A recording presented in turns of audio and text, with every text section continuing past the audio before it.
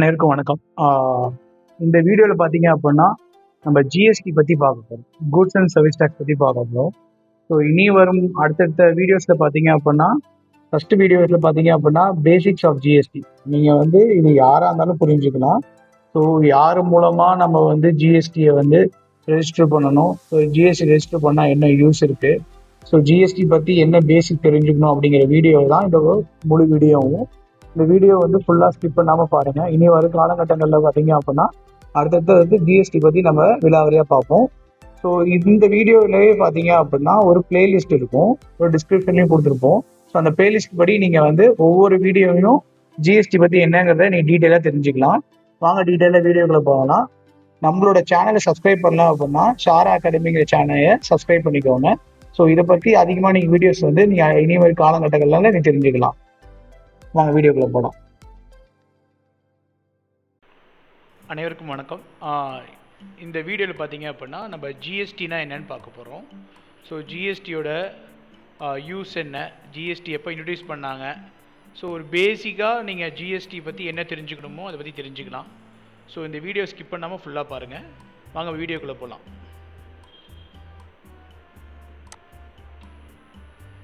So GST basics for all, இதுதான் இந்த வீடியோவோட பேசிக் மோட்டிவ். ஸோ நீங்கள் என்ன தெரிஞ்சுக்கணும் அப்படின்னா, ஸோ ஜிஎஸ்டி எதனால் இன்ட்ரடியூஸ் பண்ணாங்க, எதுக்காக இன்ட்ரடியூஸ் பண்ணாங்க அப்படிங்கிற ஒவ்வொரு எலிமெண்ட்டாக நான் இப்போ இந்த வீடியோ ஃபுல்லாக காமிக்கிறேன். ஸோ இந்த வீடியோவில் வாட் இஸ் ஜிஎஸ்டிங்கிறத பார்க்க போகிறோம், எதுக்காக ஜிஎஸ்டிங்கிறத பார்க்க போகிறோம், இம்பார்ட்டன்ட் டைப்ஸ், ஒவ்வொரு ஜிஎஸ்டியில் என்ன டைப்ஸ் இருக்குங்கிறத பார்க்க போகிறோம். அதே மாதிரி மெயின் டேக்ஸ் ஸ்லாப்ஸ் என்னங்கிறத பார்க்க போகிறோம். அதே மாதிரி மேஜர் எக்ஸ்க்ளூஷன் என்னங்கிறத பார்க்க போகிறோம். அதே மாதிரி எதுக்கு எக்ஸாம்பிள்ஸ் என்னங்கிறத பார்க்க போகிறோம். வாங்க டீட்டெயிலாக போகலாம்.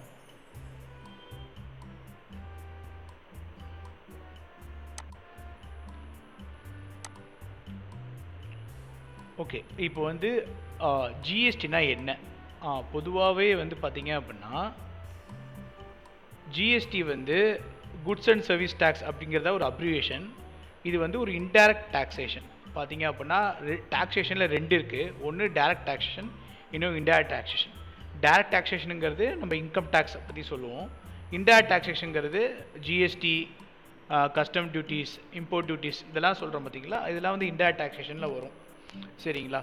ஸோ ஜிஎஸ்டி அப்படின்னா என்ன அப்படிங்கிறத இங்கே மீனிங் கூட கொடுத்துருக்கோம். So GST stands for goods and service tax, a single indirect tax applied to the supply of goods and services.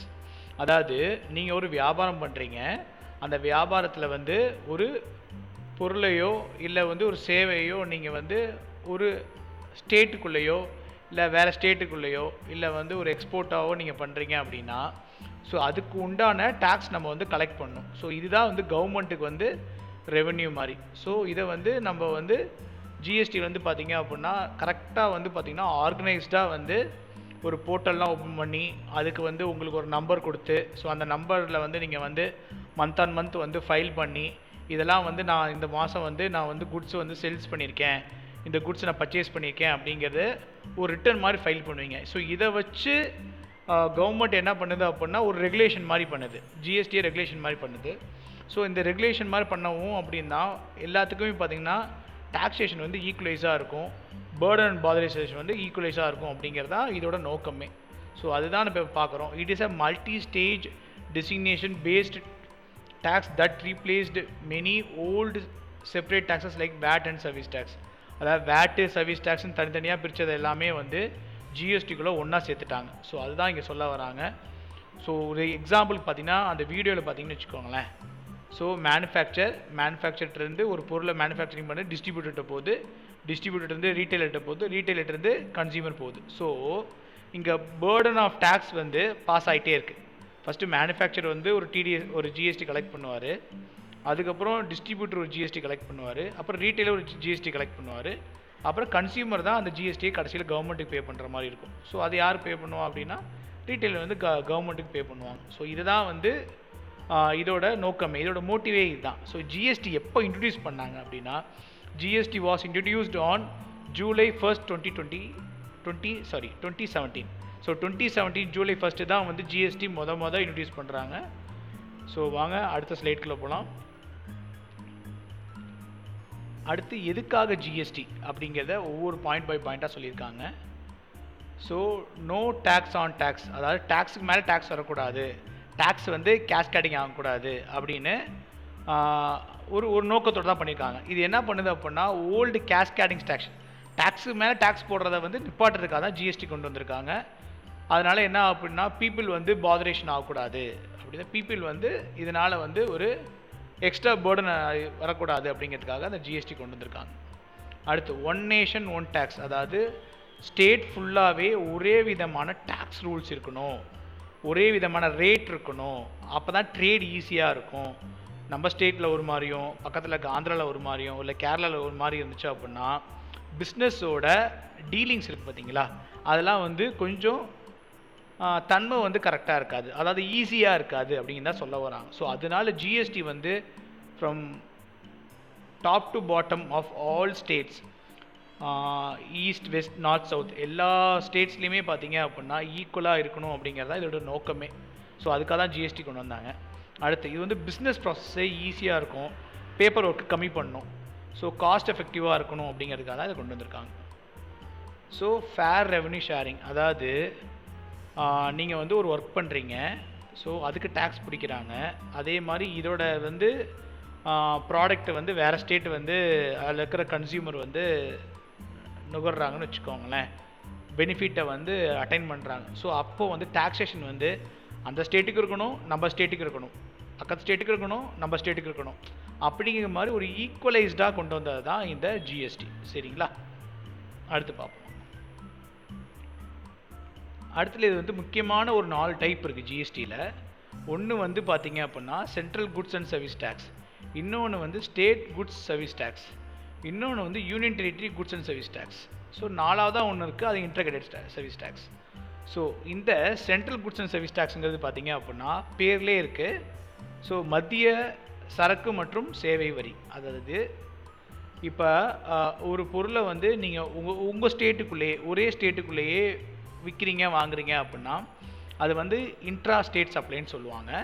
So அப்போ வந்து நீங்கள் வந்து ஒரு 1,00,000 ரூபாய்க்கு பொருளை வந்து நீங்கள் அனுப்புகிறீங்க அப்படின்னா உதாரணத்துக்கு ஒரு 18% ஜிஎஸ்டி அப்படின்னா 9% வந்து யார் கட்டுவீங்க, சென்ட்ரல் கவர்மெண்ட்டு கட்டுவீங்க, இன்னொரு 9% யார் கட்டுவீங்க, ஸ்டேட் கவர்மெண்ட்டு கட்டுவீங்க. ஸோ அதை தான் இங்கே சொல்ல வராங்க. அதே மாதிரி ஒருவேளை பாண்டிச்சேரியாக இருந்துச்சு, நம்ம நெய்பரிங் யூனியன் டெரிட்டரி பாண்டிச்சேரியாக இருந்துச்சு அப்படின்னா ஸோ பாண்டிச்சேரியிலேருந்து ஒரு பொருளை வாங்கி நம்ம இங்கே சப்ளை பண்ணுறோம், இல்லை இங்கேருந்து பாண்டிச்சேரியில் சப்ளை கொடுக்குறோம் அப்படின்னா ஸோ அந்த ஸ்டேட் கவர்மெண்ட் வந்து ஒரு டேக்ஸ் கலெக்ட் பண்ணுவாங்க. ஸோ அது வந்து அவங்களுக்கு போய் சேரும். ஸோ அதுதான் union territory goods and service tax. So intra state அப்படின்னா central goods and service tax, state goods service tax, union territory goods service tax. இதை நீங்கள் கண்டிப்பாக புரிஞ்சுக்கணும். அடுத்து IGST, central integrated goods and service tax. Okay, அடுத்து ஐஜிஎஸ்டினா integrated goods and service tax. நான் example சொல்கிறேன். ஃபார் எக்ஸாம்பிள் இப்போ நம்ம தமிழ்நாட்டில் இருக்கோம், பக்கத்து ஸ்டேட்டான கேரளாக்கோ இல்லை கர்நாடகாவோ இல்லை ஆந்திராக்கோ ஒரு பிஸ்னஸ் பண்ணணும்னு நினைக்கிறீங்க. அங்கே இருக்கிற ஒரு வெண்டாருக்கு நீங்கள் பொருள் அனுப்புகிறீங்க, இல்லை அங்கே இருக்க ஒரு கஸ்டமருக்கு பொருள் அனுப்புகிறீங்க, அங்கேருந்து வெண்டார் ஒருத்தர் சப்ளை பண்ணுறாரு உங்களுக்கு அப்படின்னா you have to pay integrated goods and service tax. So நீங்கள் வந்து ஐஜிஎஸ்டி பே பண்ணி ஆகணும். It is a transaction between the two states. So அதனால் வந்து நீங்கள் ஐஜிஎஸ்டி கட்டி ஆகணும். ஸோ அதுதான் இங்கே சொல்ல வராங்க. அடுத்து பார்த்தீங்க அப்படின்னா ஜிஎஸ்டி எப்படி பிரிக்கிறோம் அப்படின்னு சும்மா ஒரு சார்ட் போட்டிருக்கேன். ஸோ ஜிஎஸ்டி வந்து 2ஆக வருது, ஒன்று இன்ட்ரஸ்டேட், இன்னொன்று இன்ட்ராஸ்டேட்டு. ஸோ இன்ட்ராஸ்டேட்டில் வந்து பார்த்தீங்கன்னா எஸ்ஜிஎஸ்டி பே பண்ணுவீங்க, சிஜிஎஸ்டி பே பண்ணுவீங்க. இன்ட்ரஸ்டேட்டில் பார்த்தீங்க அப்படின்னா ஐஜிஎஸ்டி பே பண்ணுவீங்க. ஸோ இதுதான் இதோட நோக்கமே. சரிங்களா,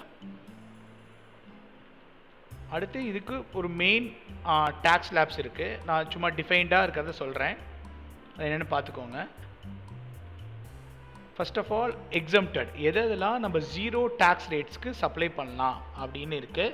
ஸோ அப்பப்போ கவர்மெண்ட்டோட நார்ம்ஸ் இருக்குது, நீங்கள் அப்பப்போ சைட்டில் போய் பார்த்துக்கோங்க. ஸோ ஜிஎஸ்டியோட சைட்ஸில் போயிட்டு நம்ம வந்து என்ன பொருளுக்கு என்ன எக்ஸம்ஷன் இருக்குதுன்னு அப்பப்போ அப்டேட் பண்ணிகிட்டே இருப்பாங்க. ஜிஎஸ்டி கவுன்சில் வந்து அப்டேட் பண்ணிகிட்டு இருப்பாங்க. ஸோ இது ப்ரெசண்ட்டாக இருக்கிறது தான். மேபி இதில் வந்து எதையும் அப்டேஷன் இருந்துச்சுன்னா நீங்கள் அப்பப்போ பார்த்துக்கோங்க. ஸோ அதுக்கு தகுந்த மாதிரி நீங்கள் பில்ஸ் போடுங்க. ஸோ இப்போதைக்கு இருக்கிற சுச்சுவேஷன் நான் சொல்கிறேன். எக்ஸம்டட் 0% அப்படின்னா ஒரு fresh goods, fresh food, milk, books இதுக்கு எல்லாமே 0 எக்ஸம்டட். அடுத்து வந்து பார்த்தீங்கன்னா 5% and 12% items of mass consumption, packaged foods and basic utility goods. சரிங்களா? ஸோ இதுக்கெல்லாம் 5% 12% நம்ம வரி கட்டணும். அதே மாதிரி 18% standard rate covering most manufacturing goods and service. அதாவது இந்த 18% தான் நிறைய வருது. ஸோ அதை தான் இப்படி சொல்ல வராங்க. ஸோ 18% வந்து நீங்கள் நிறைய காமனாக கட்டுறீங்க. அடுத்து 28%. So luxurious and high end and skin goods like cars and tobacco, காருக்கோ டொபேட்டோக்கோ நீங்கள் ஹையஸ்ட் ஜிஎஸ்டி கட்டுறீங்க. ஸோ அதை தான் இதில் சொல்ல வராங்க. அடுத்து மேஜர் எக்ஸ்க்ளூஷன் எதெல்லாம் ஜிஎஸ்டிக்குள்ளே வரல இன்னமும் அப்படின்னா, பெட்ரோலியம் ப்ராடக்ட்ஸ் இன்னும் வரல. Crude oil, diesel, petrol, jet fuel, natural gas இதெல்லாமே ஜிஎஸ்டிக்குள்ளே இன்னும் கொண்டு வரல. அடுத்து ஆல்கஹால் வந்து ஸ்டேட் வைஸில் கலெக்ட் பண்ணுற சொல்லுமா இப்போதைக்கு இருக்க அமௌண்ட் இருக்குது. சரிங்களா? ஸோ அடுத்து ஜிஎஸ்டி ஒரு எக்ஸாம்பிள் நான் இதில் போட்டிருக்கேன். Supply between GST applicable. திருச்சியிலையும் சென்னைக்கும் இடையில ஒரு சப்ளை நடந்துச்சு அப்படின்னா எஸ்ஜிஎஸ்டி, சிஜிஎஸ்டி பே பண்ணுவீங்க. திருச்சிக்கும் பாண்டிச்சேரிக்கும் இடையில நடந்துச்சு அப்படின்னா சிஜிஎஸ்டி, யூஜிஎஸ்டி பே பண்ணுவீங்க. ஏன்னா பாண்டிச்சேரிங்கிறது யூனியன் டெரிட்டரி. சரிங்களா? அடுத்து சென்னை அண்ட் பெங்களூருக்கு இடையில ஐஜிஎஸ்டி, ஏன்னா இது ரெண்டு வேறு ஸ்டேட். சரிங்களா? ஸோ இந்த வீடியோ வந்து கண்டிப்பாக உங்களுக்கு யூஸ்ஃபுல்லாக இருந்திருக்கும். ஸோ இன்னும் ஃபர்தராக வீடியோஸ் நம்ம போடுறோம் ஜிஎஸ்டி பற்றி. மறக்காமல் ஷாரா அகாடமியை சப்ஸ்கிரைப் பண்ணலைன்னா சப்ஸ்கிரைப் பண்ணுங்கள். அதே மாதிரி இந்த வீடியோ உங்களுக்கு பிடிச்சிருந்துச்சுன்னா உங்கள் ஃப்ரெண்ட்ஸ் அண்ட் ரிலேட்டிவ்ஸ் யாருக்காக இருந்தாலும் ஷேர் பண்ணுங்கள். ஸோ யூஸ்ஃபுல்லாக இருக்கும். இது மாதிரி வீடியோஸ் நீங்கள் திருப்பி வரணும் அப்படின்னா, நீங்கள் பார்க்கணும் அப்படின்னா ஷாரா அகாடமியை மறக்காமல் சப்ஸ்கிரைப் பண்ணுங்கள். Thank you very much. இன்னொரு நல்ல வீடியோவில் பார்ப்போம்.